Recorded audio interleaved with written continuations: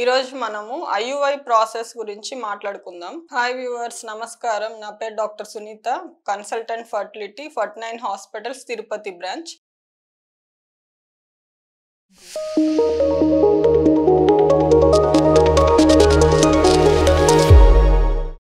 IUI అంటే ఏంటి? ఎవరికి చేస్తారు?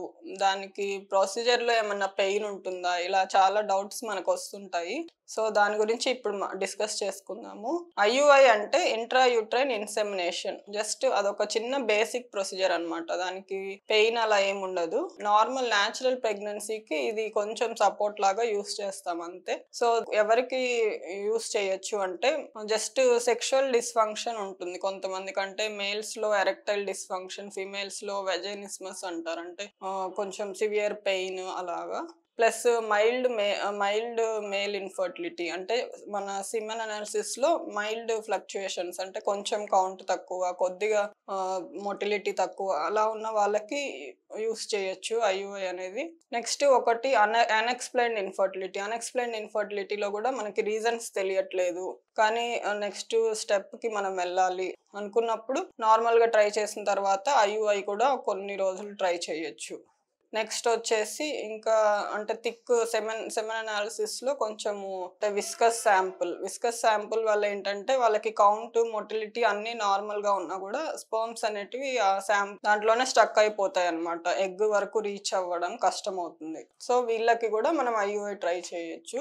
సో, ఐయుఐ ప్రొసీజర్ ఏంటి? స్టెప్ బై స్టెప్ మీకు ఒకసారి ఎక్స్‌ప్లెయిన్ చేస్తాను. మన దగ్గరికి కపుల్‌ని సెకండ్ డే పీరియడ్స్ అయినాక సెకండ్ డే పిలిచినప్పుడు అంటే వీళ్ళలో ఒక రిక్విజిట్ ఏంటంటే ట్యూబ్స్ అనేటివి అట్లీస్ట్ 1 ట్యూబ్ పేటెంట్‌గా ఉండాలి. అంటే ట్యూబ్స్‌లో టెస్ట్ చేసి మనము ఒక ట్యూబ్ అయినా పనిచేస్తుంది అనుకున్నప్పుడే మనం ఐయుఐ చేయడంలో యూజ్ ఉంటుంది. సో, అది. దాని తర్వాత సెకండ్ డే రమ్మంటాము. స్కాన్ చేసి ఎన్ని ఎగ్స్ ఉన్నాయి అని చెప్పి చూస్తాము. సో, ఎగ్స్ ఎన్నున్నాయి అని చూసిన తర్వాత ఎగ్స్ గ్రో అవ్వడానికి సెకండ్ డే నుంచి టాబ్లెట్స్, ఇంజెక్షన్స్ వాళ్ళ నంబర్ ఆఫ్ ఎగ్స్‌ని బట్టి, వాళ్ళ వెయిట్, అదర్ పారామీటర్స్‌ని బట్టి మనం టాబ్లెట్స్ గానీ, ఇంజెక్షన్స్ కానీ డోసింగ్ అనేది ప్లాన్ చేస్తాము. దాని తర్వాత అవి వేసుకుంటున్నప్పుడు next 8th day to 9th day నుంచి డే బై డే అలాగా ఎన్ని ఫాలికల్స్ అంటే ఎన్ని ఎగ్స్ గ్రో అవుతున్నాయి అనేది మనం స్కాన్ చేసి చూస్తూ ఉంటాము. సో, నార్మల్‌గా ఐయుఐలో 2-3 ఫాలికల్స్ పెరగడానికి మనం టార్గెట్ ఉంటుంది. సో, ఆ 2-3 ఫాలికల్స్ పెరుగుతున్నప్పుడు ఒక సర్టెన్ సైజ్ వచ్చిన తర్వాత ఆ ఎగ్ మెచ్యూర్ అవ్వి రప్చర్ అవ్వడానికి ఇంకొక ఇంజెక్షన్ ఇస్తాము. ట్రిగ్గర్ అంటారు. ఆ ఇంజెక్షన్ ఇచ్చిన తర్వాత మళ్ళీ నెక్స్ట్ డే అట్లా పిలుస్తామన్నమాట. సో, ఎగ్ రప్చర్ అయింది అని తెలిసిన తర్వాత మార్నింగే రమ్మని చెప్తాము. సో, స్కాన్ చేసి ఎగ్ రప్చర్ అయింది అని చూసిన తర్వాత మేల్ పార్ట్నర్ నుంచి కూడా హస్బెండ్ నుంచి సెమెన్ శాంపుల్ అనేది కలెక్ట్ చేస్తాము. సెమెన్ శాంపుల్ కలెక్ట్ చేసి దాన్ని సెంట్రిఫ్యూజ్ అనే మిషన్ ఉంటుంది. ఆ సెంట్రిఫ్యూజ్ లో పెడతారు. సో, ఆ శాంపుల్ ప్రిపరేషన్ టెక్నిక్స్ అనేవి చాలా ఉంటాయి.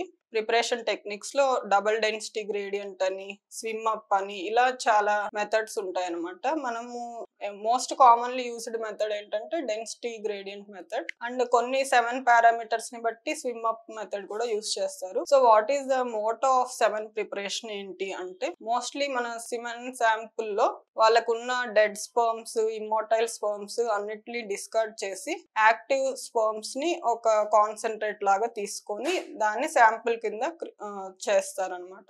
సో, ఆ శాంపుల్ ప్రిపరేషన్ కి around 1/2 an hour to 1 hour వరకు టైం పట్టొచ్చు.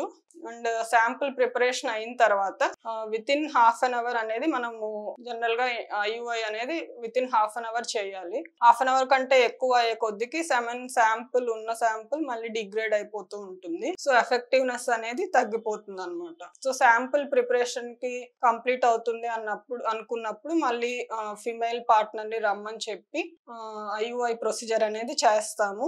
అల్ట్రాసౌండ్ గైడెడ్ గా అంటే స్కాన్ లో చూస్తూ చిన్న కేథెటర్ ఉంటుంది. ఆ చిన్న కేథెటర్‌తో సెమెన్ శాంపుల్ తీసుకొని జస్ట్ యూట్రస్ లోకి ఇంజెక్ట్ చేస్తామనమాట. ఇది చాలా చిన్న ప్రొసీజర్. అసలు పెయిన్ అనేది అస్సలు ఉండదు. నెక్స్ట్ ఒక హాఫ్ అన్ అవర్ బెడ్ మీద అక్కడే పడుకోమని చెప్తాము. దాని తర్వాత వాళ్ళ normal day to day activities అనేటివి నార్మల్ గా చేసుకోవచ్చు.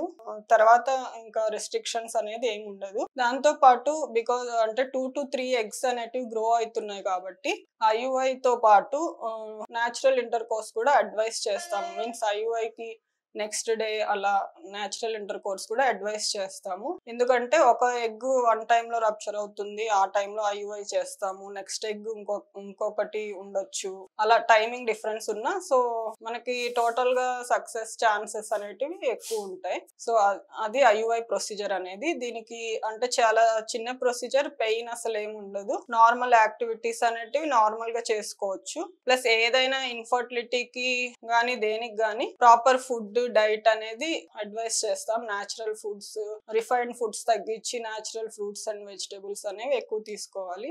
IUI ప్రాసెస్ అయిన తర్వాత ఒక 14 to 15 days తర్వాత మనము UPT టెస్ట్ గానీ బీటా HCG గానీ చేస్తాము.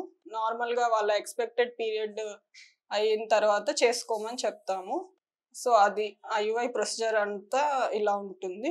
ఈ IUI ప్రొసీజర్ అనేది ఎంత మనము సక్సెస్ రేట్ అనేది ఎలా ఉంటుంది అంటే నార్మల్ గా 15 to 20% ఉంటుంది. 20% ఉంటే చాలా బాగా సక్సెస్ అయినట్టు. అంటే న్యాచురల్ ప్రెగ్నెన్సీ కంటే ఒక 20% ప్రెగ్నెన్సీ రావడానికి ఛాన్సెస్ అనేవి కొంచెం ఎక్కువ ఉంటాయి అనమాట. అది ఇంకా 10 to 20 అనేది కొంచెం ప్రొసీజర్ వేరియేషన్స్ అవన్నీ కూడా ఉంటాయి. Hope this information is useful for you.